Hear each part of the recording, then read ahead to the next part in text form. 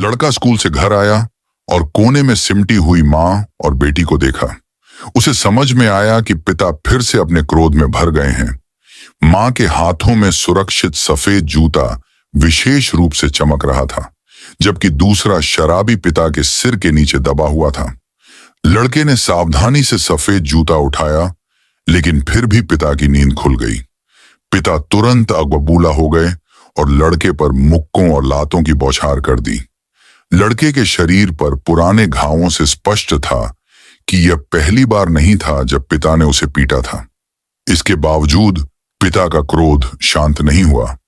उसने लड़के को अंदर के कमरे में खींच लिया और भी अधिक निर्दयता से पीटना शुरू कर दिया।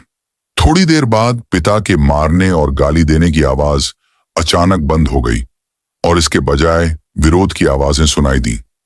लड़का अब और सहने को तैयार नहीं था। उसने तकिया उठाया और पिता को दबोच कर मार डाला। अंधेरी रात में उसने शव को पास की पहाड़ी पर दफना दिया।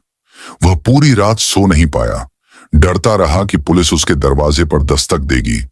लेकिन दिन बीतते गए और न केवल कुछ नहीं हुआ, बल्कि पिता के न रहने से घर में शांति छा गई।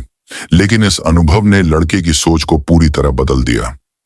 आने वाले दशकों में वह एक सीरियल किलर बन गया, लेकिन वह सिर्फ क्रूर और दुष्ट लोगों को मारता था।